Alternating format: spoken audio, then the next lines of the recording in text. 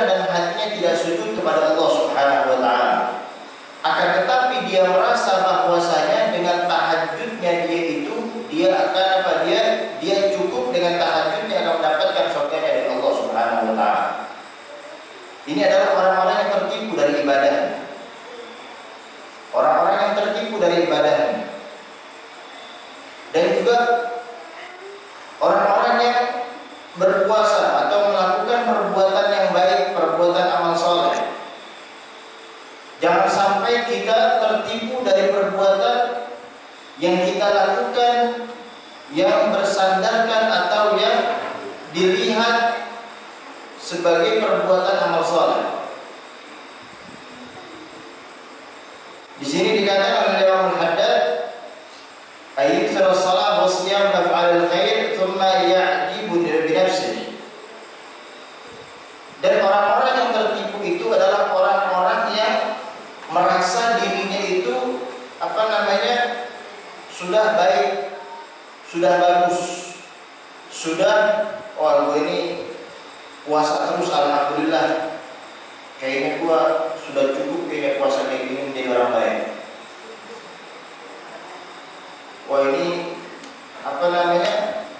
saya ini setiap pagi sudah melakukan sedekah. Kayaknya insya Allah dengan sedekah saya ini terangkat bala dan cukup kayaknya sedekah segini ini insya Allah Allah pun menerima.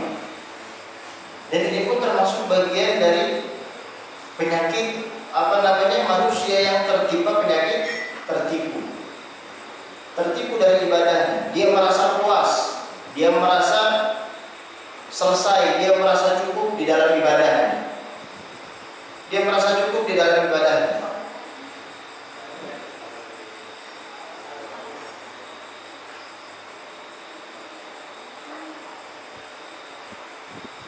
Dan juga dikatakan ayat ta'ala wa yu'allimu bil riyasa wa tama' fi nas wa yadhunnu bi nafsihi annahu yata'allam bi'ilmillah. Juga orang yang mengajar, orang yang berdakwah, orang yang punya ilmu pun ini bisa terkena penyakit tertipu. Oh dia belajar, dia merasa dengan belajarnya dia itu cukup untuk ibadah. Dia merasa dengan belajarnya itu cukup untuk mendekatkan diri. Dia merasa dengan belajarnya itu cukup untuk mendapatkan surga dari Allah Subhanahu wa taala. Padahal tidak. Padahal belum cukup. Dan dia berdakwah, dia merasa dengan dakwahnya ini banyak orang-orang yang berubah. Dia merasa bahwasanya dengan dakwahnya dia ini banyak orang-orang yang melakukan ibadah. Dia merasa bahwasanya dengan dakwahnya dia ini banyak orang-orang yang bertobat kepada Allah Subhanahu wa taala. Dia merasa tanpa dia sadari saat itu dia terkena dan terjangkit penyakit tertipu. Dan penyakit tertipu ini seperti penyakit orang-orang yang riya. Orang-orang yang riya bahkan dikatakan juga sama dikatakan penyakit ujub, sombong terhadap dirinya sendiri. Takabur sama ujub ini sama-sama sombong. Tapi bedanya kalau takabur itu sombong kepada orang lain. Takabur ini sombong kepada orang lain. Tapi kalau ujub dia sombong kepada dirinya sendiri. Kalau kita sombong kepada diri kita sendiri, apa yang kita dapat? Udah pahalanya habis, nggak dapat pujian dari orang, ya nggak dapat apa-apa. Dan ghurur ini pun termasuk bagian dari sifat ujub, merasa sombong kepada dirinya sendiri. Cukup sudah. Wah gue kayaknya alhamdulillah cukup udah 2 rakaat duha pagi ini. Insya Allah hari ini Allah lancarkan rezeki kita. Insya Allah hari ini hasilkan usaha kita. Dia merasa cukup dari ibadahnya. Dia merasa cukup dari amalnya. Dia merasa cukup dari sedekahnya. dia merasa cukup dari zakatnya, dia merasa cukup dari sujudnya. Padahal belum sama sekali cukup. Karena ibadah itu tidak ada batasannya. Seperti orang yang belajar. Orang yang belajar itu tidak ada batasannya. Sampai kapan dia belajar? Sampai dipendam jasadnya, yakni sudah meninggal dunia. Tatkala orang-orang di dalam kuburnya pun itu masih belajar, masih belajar, masih diajar sampai hidup. Biasanya kan kita kalau ikut orang-orang nguburin ada talqin, ya, ada bacaan talqin. Di dalam bacaan talqin itu dikatakan, fa idza ja'aka malakani fala, janganlah apabila datang kepadamu dua malaikat maka janganlah engkau takut. Kita diajar sama yang hidup, yang udah mati, yang udah meninggal dunia, yang sudah dikubur, itu sudah diajarkan. Jangan takut katanya. Jangan takut. Makanya sabda Nabi sallallahu alaihi wasallam, beliau mengatakan, "Utlubul ilma minal mahdi ilal lahid." Tuntutlah ilmu dari gendongan ibu, dari awal lahir. Bahkan ulama-ulama kita, mereka itu menganjurkan untuk mengajarkan calon anak-anak kita itu dari perut istri-istri kita. Udah diajari tentang apa? Tentang ibadah, tentang baca Quran, tentang sholawat, tentang macam-macam, Dan tatkala kita sudah masuk ke dalam liang lahat, itu pun masih belajar, dan di situ akhir dari kita belajar. Kan di dalam talqin itu ada kalimat apa namanya? Fa idza sa'alaka malakani. Kalau dua malaikat itu bertanya kepada man rabbuka wa ma nabiyyuka wa ma imamuka wa ma qiblatuka wa ma ikhwanuka fa ajibta, maka jawablah engkau dengan Allahu Rabbi. Diajari. Orang yang sudah mati pun masih diajari. Dan belajar itu tidak ada batasan. Jangan kita mengatakan, oh, gue umurnya udah tua, kalau belajar susah. Seperti mukir di atas air. Kira-kira kalau mukir di atas air bisa belajar? Tidak bisa. Ini mah alasan orang-orang yang malas, alasan orang-orangnya malas. Ini pernah diceritakan, ada penjaga kuburan, padahal umurnya itu sudah 50 ke atas. Ini kalau menurut pemikiran kita, orang sudah umur 50 ke atas itu jangankan buat ngafal, buat mencerna dari pembicaraan aja sudah ribet. Udah kebanyakan, udah konslet udah pikirannya. Ini ada penjaga kuburan yang dia mendapatkan hidayah dari Allah Subhanahu wa taala dikarenakan orang yang sudah meninggal dunia. Orang yang sudah meninggal dunia, dia mendapatkan hidayah sehingga dia belajar dengan tekun, belajar dengan istiqamah, belajar dengan serius. Allah Subhanahu wa taala dengan ketekunan, dengan kesungguhan, dengan keyakinan, dengan keikhlasannya di dalam menuntut ilmu, Allah Subhanahu wa taala pun membuka mata hatinya sehingga Allah memberikan ilmu laduni, ilmu yang tanpa dipelajari. Makanya tatkala kita hadir majlis, kita harus mengingat dari adab-adab menghadiri majlis, mengingat dari adab-adab untuk belajar. Adab yang paling utama di dalam menghadiri majlis itu adalah berwudu. Karena apa? Karena disebutkan oleh guru dari Imam Syafi'i radhiyallahu taala anhu,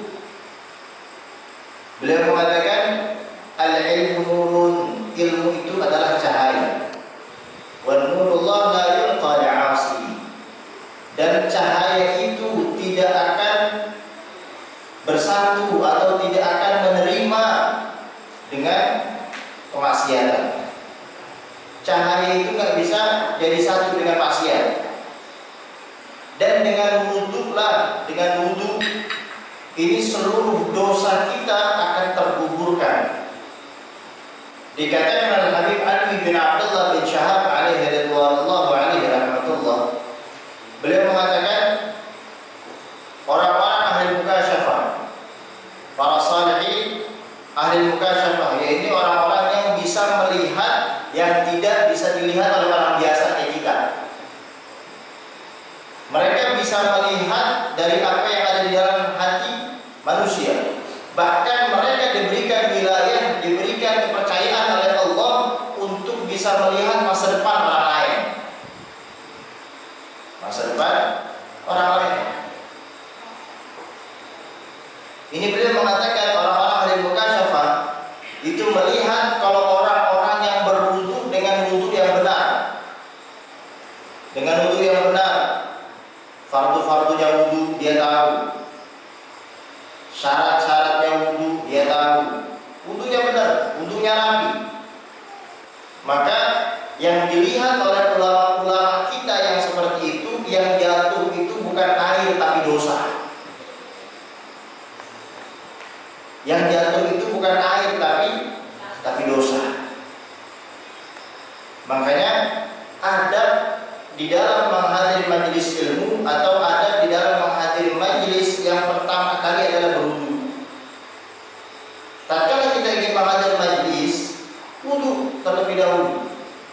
Wudu terlebih dahulu karena di dalam majelis ini pun kita akan mengambil dari warisannya Nabi Muhammad SAW. Warisan Nabi Muhammad ini adalah cahaya Allah Subhanahu wa taala. Dan cahaya itu tidak akan bisa terkumpul dengan dosa. Tidak akan bisa terkumpul dengan dosa.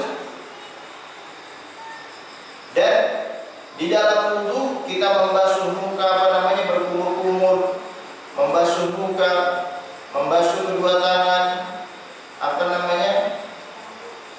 rambut, telinga, kaki itu dicuci semua. Dicuci semua. Orang-orang soleh, orang-orang ahli mukasyafah, mereka melihat orang-orang yang berwudu dengan wudu yang benar, itu yang mereka lihat bukan air yang jatuh, akan tetapi dosa mereka yang jatuh. Dosa-dosa mereka yang jatuh. Agar kita menjaga adab dan akhlak di dalam menghadiri majelis ilmu, menghadiri majelis maulid. Jangan mentang-mentang kita mengadakan tabligh akbar tidak memperhatikan kesucian diri kita. Jangan mentang-mentang kita mengadakan maulid Nabi Muhammad SAW, panitianya nggak memperhatikan kesuciannya, nggak memperhatikan tentang wudunya. Kita wudu terlebih dahulu, wudu terlebih dahulu.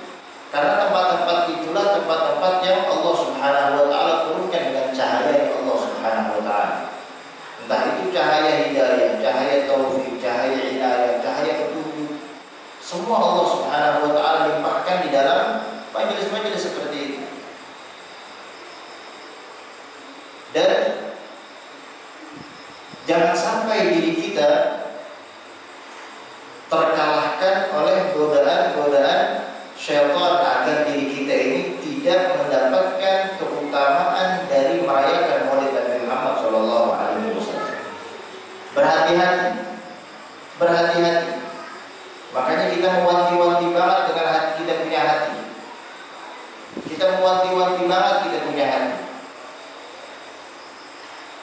Mewanti-wanti apa? Mewanti-wanti kalau seandainya kita punya majelis, kita punya acara sukses, hati kita mengatakan, oh ini mah gara-gara usaha gue, jadi acara lancar. Jadi acara seperti ini, acara seperti ini. Jangan sampai terlintas di dalam hati seperti itu. Jangan sampai terlintas di dalam hati seperti itu. Dan ini pun bagian dari orang-orang yang tertipu. dari pahalanya. Tadinya pengen dapat pahala, berhubung dia ujub sombong kepada dirinya sendiri, maka pahala itu pun tidak didapati oleh dirinya. Begitupun ibadah-ibadah yang lain, kita sujud padahal hati dan pikiran kita tidak sujud kepada Allah Subhanahu wa taala. Kita sujud, pikiran kita masih mikirin keuntungan-keuntungan di dalam perniagaan. Kita sujud masih memikirkan tentang dunia. Kita sujud masih memikirkan tentang politik. Kita sujud masih memikirkan tentang hal-hal yang berkaitan dengan dunia. Ditakutkan diri kita bukan sujud kepada Allah, akan tapi diri kita sujud kepada hawa nafsu. Ditakutkan diri kita bukan sujud kepada Allah, akan tapi diri kita sujud kepada syahwat kita, diri kita sendiri. Makanya Allah Subhanahu wa taala mengingatkan diri kita di dalam firman-Nya, "Fawailul lil musallin alladziina hum 'an salatihim sahun." Kata Allah Subhanahu wa taala, "Fawailul lil musallin." Orang-orang yang salat itu celaka. Orang-orang yang salat itu berada di dalam neraka wail. Berada di dalam neraka wail. Orang-orang yang salat seperti apa? Alladziina hum fi salatihim sahun, yang mereka tertipu dari ibadah. Tertipu dari ibadah. Dia sujud, tapi bukan karena apa? Bukan Allah, bukan sujud dengan Allah Subhanahu wa taala. Zahirnya sujud, badannya sujud, tapi hati dan pikirannya tidak sujud kepada Allah Subhanahu wa taala. Sehingga Imam An-Nawawi radhiyallahu taala anhu beliau ini mengatakan agar diri kita terselamatkan dari penyakit ghurur yang tertipu dari ibadah yang kita lakukan kepada Allah Subhanahu wa taala, maka satu-satunya obat yang bisa menghindari atau yang bisa menjauhkan dari penyakit ghurur, janganlah kita pernah menyangka bahwasanya ibadah kita itu baik, ibadah kita itu sempurna, ibadah kita itu udah paling bagus. Jangan. Satu-satunya obat kata Imam Nawawi. Apalagi kita menyangka bahwasanya diri kita ini adalah orang yang paling ahli ibadah, paling taat, paling rajin dalam ibadah, paling rajin dalam salat, paling rajin dalam hal-hal perbuatan-perbuatan yang saleh. Perbuatan-perbuatan yang saleh. Dan mereka ini adalah orang-orang yang ghurur, tertipu dari ibadah mereka. Jangan sampai diri kita tertipu dari ibadah-ibadah kita. Karena orang-orang yang tertipu ini, dia tidak akan mendapatkan apa-apa dari Allah Subhanahu wa taala. Tidak akan mendapatkan apa-apa. Entah itu sedekah yang dia sudah keluarkan. Jangan kita mengatakan, "Oh, alhamdulillah dengan sedekah gua dia bisa tertutup hutang-hutangnya." Tertipu. Dikatakan tatkala kita melakukan ibadah, tatkala kita melakukan perbuatan amal saleh, tatkala diri kita melakukan perbuatan-perbuatan yang baik, lupakanlah sebagaimana kita melupakan kemaksiatan dan dosa-dosa kita, kesalahan kita. Kira-kira ada yang ingat gak sama dosa? Kalau udah ngerjain dosa, ada yang ingat gak? Ada. Tapi kalau udah ngerjain ibadah, ingat-ingat. Kalau udah ngerjain perbuatan amal soleh, ingat-ingat. 20 tahun masih ingat, 5 tahun masih ingat. Tapi kalau giliran dosa, giliran kesalahan, giliran keburukan, ada yang ingat? Gak ada yang ingat. Gak ada yang ingat. Giliran kita melakukan kesalahan sama orang lain, enggak ada juga merasa. Tapi giliran kebaikan, apalagi udah soleh, lu lupa apa sama gua 20 tahun yang lalu, kalau bukan gua yang nolong gua jadi dasar 20 tahun itu masih diingat sama dia, masih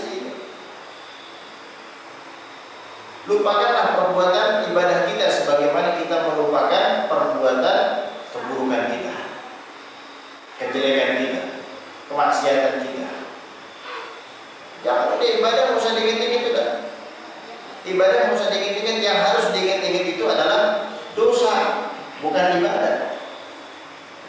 Yang harus diingat-ingat adalah dosa, bukan ibadah. Karena orang-orang yang mengingat-ingat tentang pahala, tentang ibadah, maka dirinya akan terjerumus kepada penyakit gurur, tertipu di dalam ibadah mereka sendiri. Bahkan ada sebagian ulama mengatakan, lupakanlah kalian tatkala melakukan ibadah sebagaimana kalian melupakan tatkala kalian membuang kotoran. Kita kalau BAB ada yang ingatnya?